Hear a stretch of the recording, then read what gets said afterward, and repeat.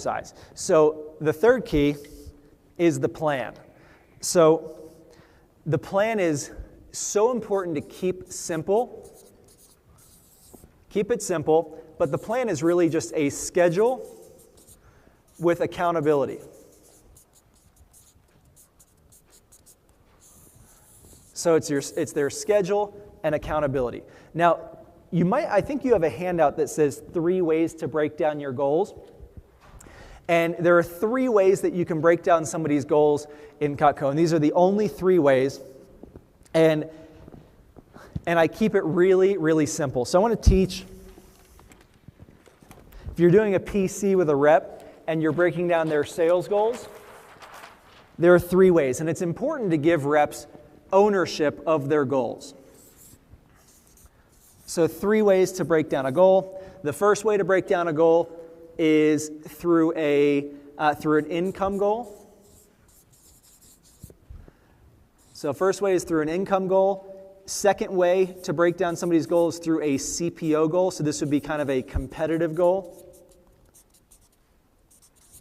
And the third way to break down somebody's goal is based on their schedule. Now, it's important to honor somebody's preference, because when you honor somebody's preference of how they want to break down their goal, then they're going to take ownership of it. If I just sat down with Amanda and I said, okay, let's break down your goal. We're going to shoot for $2,000 in sales this week because that'll keep you on pace for your sales, okay? And $2,000 in sales, 7 demos for every 1,000, that's 14 demos. Okay, where are we going to put those 14 demos? That would be simple, but that's my goal for her. That's not her goal for herself. So it's very important to honor somebody's preference on how they want to break down their goal. So there are 3 different types of reps.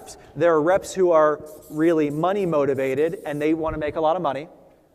There are reps who are motivated by competition, right? And they want to hit a certain level. It's not about the money, it's more about the competition. And then there are reps who are more focused on their schedule, their lifestyle, or they need to fit it in with a certain time period, time frame.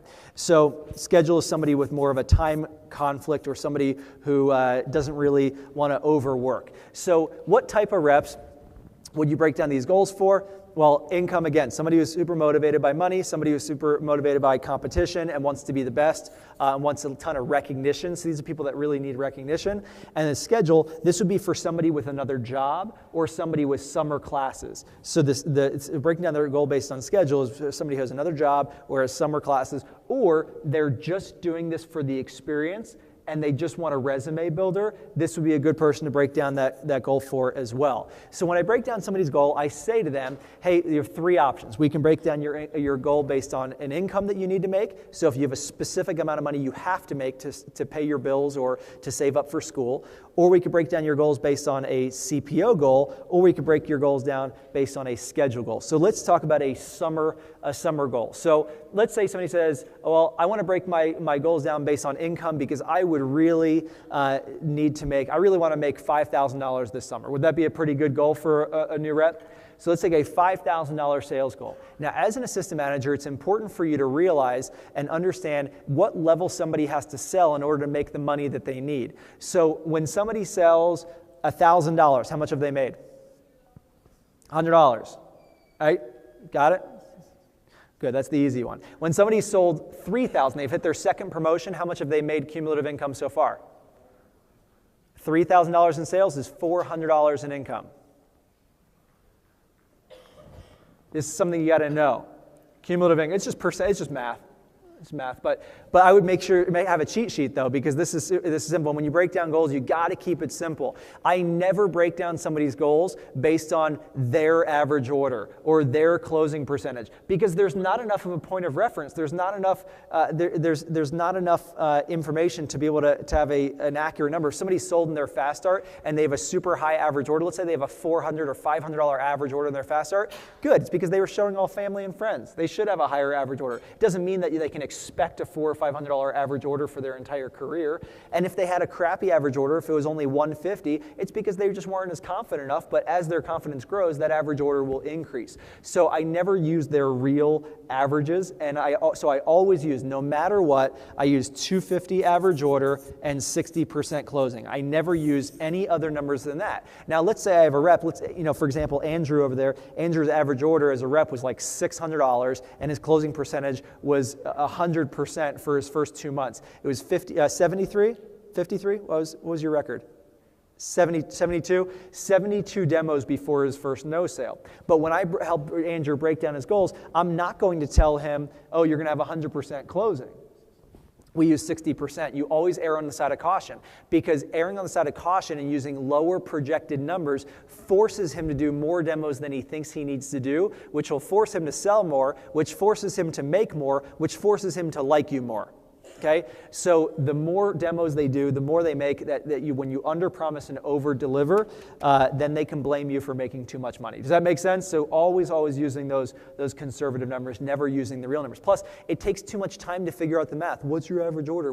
That's just wasted time. I'd rather spend more time getting names and numbers in the chicken list than coming up with their numbers, because a goal is so, like, when people create goals aren't meant to hit. Goals are meant to give you reason to wake up every morning and work hard. That's what a goal is, right? It's just meant to give you direction, right? And if they're not going to hit the exact goal. They're not going to do the exact number of phone calls, the exact number of demos. They're not going to hit the exact number of sales. It's just a reason to push forward and work hard. The goal is really the reason. It's the why.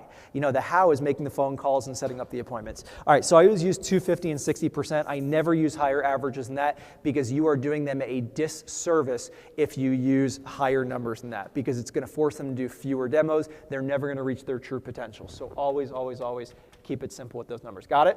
All right, so the way those numbers break down is that means that every $1,000 in sales is 7 demos, okay? Because $1,000 divided by 250 average order is 4 sales. 4 sales divided by 60% is 6 or 7 demos. So 6 or 7, we're always going to take the higher side because we err on the side of what? Caution. So 7 demos for every 1,000, no matter who it is. If I'm sitting down with Curtis JQs, I'm going to say, all right, 7 demos for every 1,000.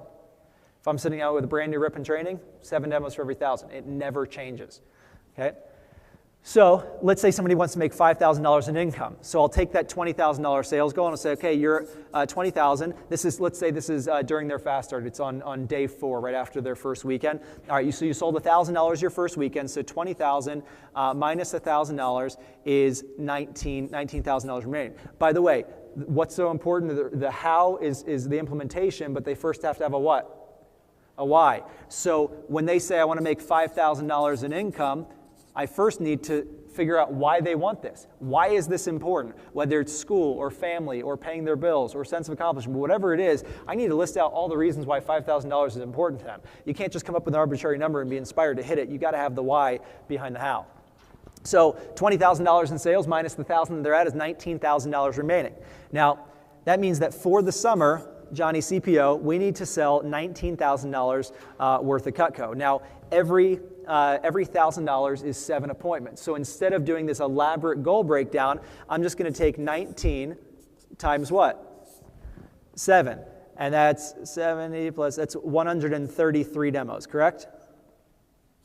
Somebody check my math. So, it would be bad if that's wrong because it's on camera. All right, so I'm just going to go with it, roll with it. Everybody agree that's 133? Yeah. Good. 133 demos. I'm going to get a text sometime saying, your numbers are off. All right, so 133 demos. This is how many demos they have to do. Now, then what I'll do is I'll take the number of weeks that they're going to be home for the summer. So let's say it's mid-May and they're going to be home for 14 weeks until they have to go away to college.